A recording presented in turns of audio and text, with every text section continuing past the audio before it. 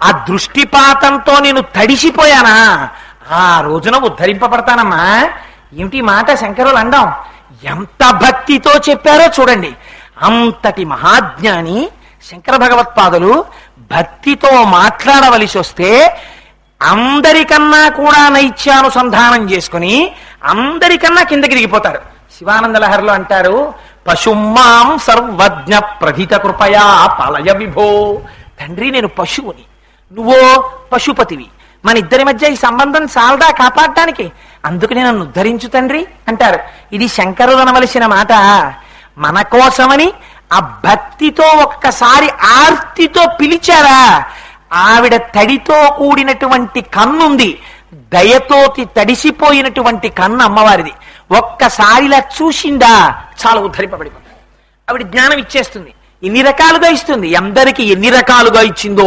ఒకరికి తాంబూలం నోట్లో పెట్టింది, ఒకరికి బీజాక్షరాలు రాసింది, ఒకరిని కేవలం చూసింది. ఎవరికి ఎన్ని రకాలుగా జ్ఞానం ఇచ్చిందో అమ్మ. ఒకరికి పాలిచ్చింది. శివజ్ఞానాన్ని ఇవ్వడానికి ఆ అమ్మ ఎన్ని రకాలుగా ప్రయత్నించిందో. కావలసిందేమిటి, భక్తితో ఒక్కసారి అమ్మా అనరా చాలు.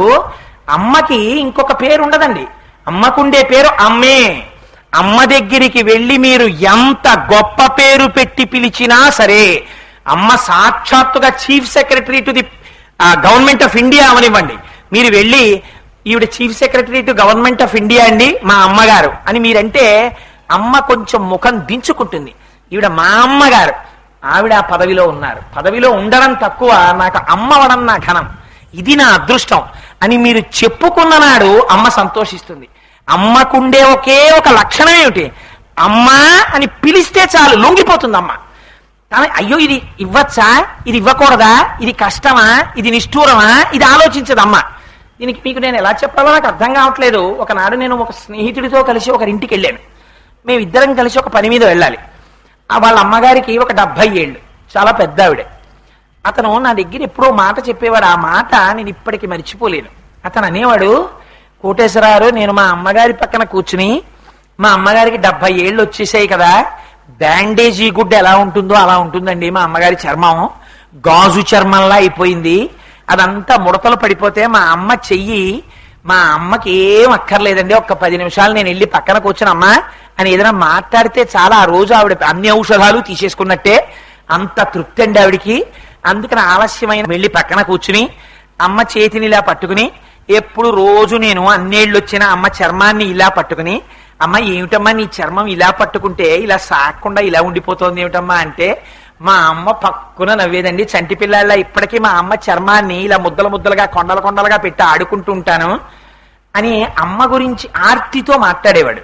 ఒక రోజున అతను నేను కలిసి ఒక పని మీద వెళుతూ వాళ్ళ ఇంటికి వెళ్ళాం. అమ్మగారు ఉన్నారు ఇంట్లో. దురదృష్టవశాత్తు ఆ రోజున ఆయన భార్య వేరే పని మీద వెళ్ళింది. ఈవిడ పాపం ఏదో గ్యాస్ సిలిండర్ వస్తే గ్యాస్ సిలిండర్ తీసుకుని ఇంట్లో పెట్టించారట. పెట్టించి తలుపు వేసుకుందామని చెప్పి ఆ తలుపు సందులో వేళ్లు పెట్టి ఆవిడ నించున్నారు. దేనికో పెద్ద గాలి వచ్చి అపార్ట్మెంట్ లో గ్రౌండ్ ఫ్లోర్ ఏమో ఆ తలుపు వేసుకుంది. వేసుకోవడంలో వేళ్లు 4 వేళ్లు తెగిపోయి, సగం తెగిపోయి అక్కడ ఆడుకుంటున్న పిల్లలు చూసి అయ్యో అయ్యో మా అమ్మగారికి వేళ్లు తెగేయని చెప్పి ఆ రక్తం ఆగిపోవడం కోసమని ఏదో కాస్త పంచదారో ఏదో వేసి ఆ పైన గుడ్డ కట్టి పెట్టారు. అలాగే పెడితే ఎవరో వచ్చారా పై ఫ్లాట్స్ లో ఉంటున్న వాళ్ళు, ఏమంటే మేము తీసుకెడతాం హాస్పిటల్కి అన్నారట. అంటే లేదండి మా అబ్బాయి వచ్చాక పెడతానులేండి ఏం పర్వాలేదు అని పాప ఆవిడ చెయ్యి అలాగే పెట్టి కూర్చుంది. మేమిద్దరం లోపలికి వెళ్ళాం, చూడనే లేదు. అతను అన్నాడు, అమ్మ తల పగిలిపోతోందమ్మా ఇవాళ ఎండకి, ఆఫీసులో కరెంట్ లేదు, ఇతను నాకు చాలా ముఖ్యమైన స్నేహితుడు కోటేశ్వరరావు అని, ఆయన నేను వచ్చాం, అమ్మ ఒక్క 2 కప్పులు కాఫీ పెడుతూ అన్నాడు. ఈ సంగతి మాకు తెలియదు యథార్థంగా. ఆ తల్లి లోపలికి వెళ్ళి 2 కప్పులు కాఫీ పెట్టి ఈ చేతి మీద ఇలా పెట్టి పళ్ళెంలో 2 కప్పులు తెచ్చి ఇచ్చారు. ఇస్తే అదేంటమ్మా అలా పట్టుకొచ్చావే అన్నాడు అతను. అనే లోపల ఆడుకుంటున్న పిల్లలు పరిగెత్తుకొచ్చి అంకుల్ అంకుల్ మా అమ్మగారి వేళ్లు తలుపులో పడిపోయి తెగిపోయి మేము అందాక గుడ్డ కట్టాము అంకుల్ అన్నారు. అంటే అమ్మ వేళ్లు తెగిపోయాయా అని ఇలా చేయి పట్టుకున్నాడు. అబ్బా చేయి పట్టుకోకురా, ఈ చెయ్యి అంతా లాగేస్తోంది అన్నారు ఆవిడ. అమ్మా ఈ మాట చెప్పొద్దమ్మా, రాగానే వెంటనే హాస్పిటల్కి తీసుకెడతాను కదా, ఇలాంటి చేత్తో కాఫీ ఎలా పెట్టావమ్మా అన్నాడు అతను. ఒరే నువ్వు ఇంటికి వచ్చి నాకు చాలా తలకాయ నొప్పిగా ఉందమ్మా, ఇవాళ ఆఫీసులో కరెంట్ లేదు, 1 కప్పు కాఫీ ఇయ్యమ్మా అని అడిగావురా, నీ భార్య ఉంటే నీకు ఇస్తుంది, ఇన్నాళ్ళకి కదా నన్ను అడిగావు అడిగితే దిక్కుమాలిన వేళ్లు తెగాయని నీకు కాఫీ ఇవ్వకుండా నా వేళ్లు తెగాయని హాస్పిటల్కి తీసుకెళ్ళమని అడగనా? అందుకని కాఫీ పెట్టానురా. ఏమిచ్చి రుణం తీర్చుకుంటారండి మీరు అమ్మకి? ఇది అమ్మతనం అంటే, ఇది సౌందర్యం అంటే. శంకరులు చెప్పే సౌందర్యం బాహ్య సౌందర్యము కాదు, అమ్మ యొక్క అంతఃసౌందర్యం గురించి మాట్లాడుతున్నారు శంకరాచార్యుల వారు. ఇది దరదలిత నీలోత్పల రుచ, ఆ కన్నులలో వచ్చే కాంతికి చల్లదనం తప్ప వేడి తెలియదు అమ్మ కళ్ళకి. ఆ అమ్మ పాదాల దగ్గర కూర్చుని అమ్మా అన్నారనుకోండి, పొంగిపోతుంది అంతే. అంత వ్యాసుడు, అన్ని పురాణాలను ఇచ్చినవాడు, అంత వేద విభాగం చేసినవాడు, విష్ణు సహస్రం ఇచ్చినవాడు, ఇన్ని భగవద్గీతని రచించినవాడు, ఇన్ని చేశాడే. ఆయన లలితా సహస్రం చెప్పవలసి వస్తే ఇంకో మాట చెప్పలేరా? శ్రీమాత అమ్మా అంతే. అమ్మ అమ్మే, అమ్మకి అమ్మతనమే అందము, అమ్మయే సౌందర్యము. ప్రపంచంలో అమ్మని మించిన సౌందర్యము వేరొకటి లేదు, ఉండదు. అందుకని ఇది అమ్మా నీ చూపు, ఇది నీ చల్లతనం, ఇది నీ కారుణ్యం. అందుకని నేను ఎటువంటి వాడిని నీకు అనవసరం. కుపుత్రోజాయే తత్కచితపి కుమాతాన భవతి. దౌర్భాగ్యుడైన కొడుకుండొచ్చు, అమ్మకి అన్నం పెట్టని వాడవచ్చు, అమ్మకి రూపాయి ఇవ్వని వాడవచ్చు, అమ్మ ప్రాణం పోతోందంటే ఆసుపత్రికి తీసుకెళ్ళని వాడవచ్చు. కానీ ఆ కొడుక్కి హార్ట్ అటాక్ వచ్చి హాస్పిటల్లో పెట్టారని తెలిస్తే అమ్మ నాకొక్కనాడు వాడు చూడలేదు నేను రానంటుందా అమ్మ? పరుగు పరుగున వచ్చి ఇంటెన్సివ్ కేర్ యూనిట్ అద్దంలోంచి చూసి మకరితోడపో రుమతంగ విభుని ఒకరిని డించిపోవ కాళ్ళు రాక కోరి చూచుచుండె కుంజరీ యూధంబు మగలు తగులు కారెమగువలకును. మిగిలిన వాళ్ళు గట్టెక్కి చూస్తారు. భార్యకి బ్రహ్మముడుంది కాబట్టి చూస్తుంది. అమ్మ ఒక్కతే తలుపు అద్దంలోంచి చూసి, నాన్న ఇలా నేను బతకడం కన్నా నా ఆయుర్దాయం నువ్వు పోసుకు బతకరా అని ఏడుస్తుంది. ఇంత త్యాగం చెయ్యగలిగింది అమ్మ ఒక్కతే. అమ్మ కొడుకులోని గుణదోషములను అమ్మ చూడడం అన్నది అమ్మ యొక్క జీవితంలో ఉండదు. ఇది అమ్మతనం, ఇది సౌందర్యం, ఇది రక్షణ జాతికి. అందుకని అమ్మ ఇది నీ కంటిలో ఉన్న నీలికలువ కాంతి. అందుకని నేను ఏమని చెప్పనమ్మా, నాకేమి యోగ్యత ఉందని ఆ కాంతి నా ఎంతో ప్రసరించాలని చెప్పను. పాకాటి పాండురంగారావు గారు దిక్సూచి అని వ్యాసాలు రాసేవారు. అందులో నేను ఇప్పటికి మర్చిపోలేను. నేను ఇంటర్మీడియట్ చదువుకునే రోజుల్లో ఒకసారి తీసి చదివితే అందులో ఆయన రాశారు, he who says thanks to his wife and mother is the biggest pool in my view అని రాశారు. అమ్మకి భార్యకి థ్యాంక్స్ చెప్పిన వాడు నా దృష్టిలో పెద్ద మూర్ఖుడు. మీరు ఎన్ని మాటలు థ్యాంక్స్ చెప్తే అమ్మ రుణం తీర్చుకుంటారు. అమ్మకి థ్యాంక్స్ చెప్పి రుణం తీర్చుకోలేవు నువ్వు. అమ్మ పక్కన కూర్చుని 4 మాటలు మాట్లాడు. అమ్మా నీ చేత్తో పెట్టిన పప్పన్నం ఎంత రుచమ్మా అను. అమ్మా నువ్వు నా చిన్నతనంలో అమ్మ నువ్వు వేయించిన చెగోడీలు రుచి రాదమ్మా ఇంకా అని నువ్వు చెగోడీలు తింటూ అను. ఆవిడ వండి పెట్టలేకపోవచ్చు. 80 ఏళ్ల వయస్సులో కళ్ళు కనపడనప్పుడు ఆవిడ గ్యాస్ పొయ్యి దగ్గరికి వచ్చి నేను 4 చెగోడీలు వేస్తానే పిల్లాడికి అంటుంది. ఏం వేయగలదా? తను చెయ్యగలదా? తనకి శక్తి ఉందా? చూసుకోదు. కొడుకు తృప్తి పడాలంతే. ఇది అమ్మతనం, ఇది సౌందర్యం. కొడుకుని ఉద్ధరించడంలో అమ్మ ప్రేమ తప్ప నీ యోగ్యత అయోగ్యతలు గొప్పవి కావు.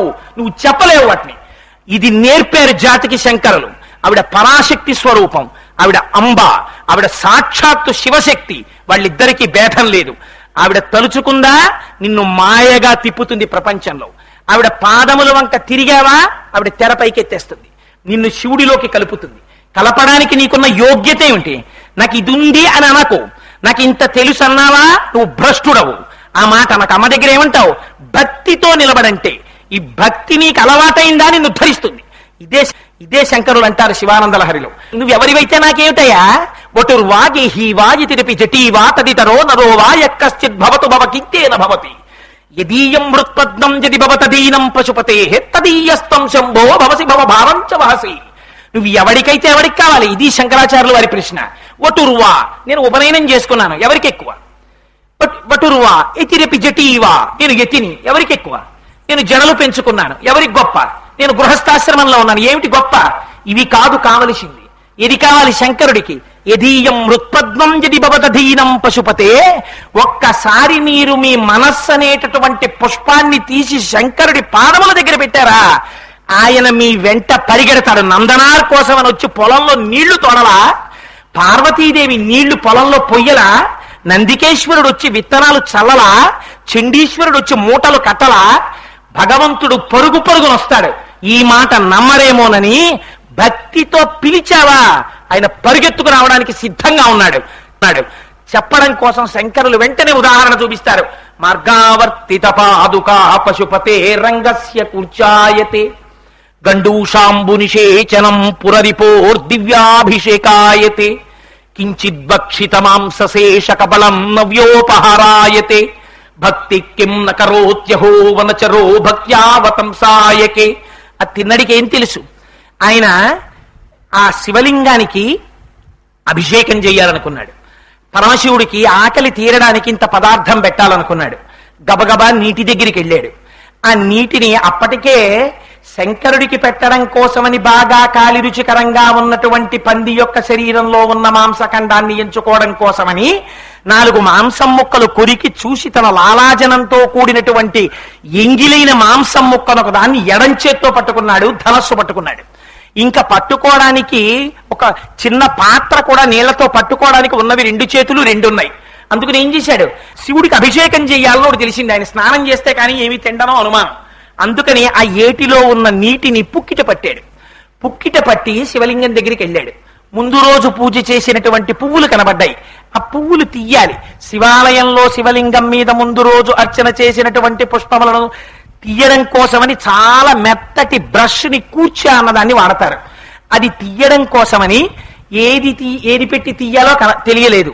ఇప్పటి వరకు అరణ్యంలో ఉన్నటువంటి జంతువుల యొక్క మలమూత్రములను తొక్కి వచ్చినటువంటి తన పాదరక్ష చేత్తో తీసి ఆ పాదరక్షతో ఆ చెప్పుతో శివలింగం మీద నిర్మాల్యాన్ని తీశాడు.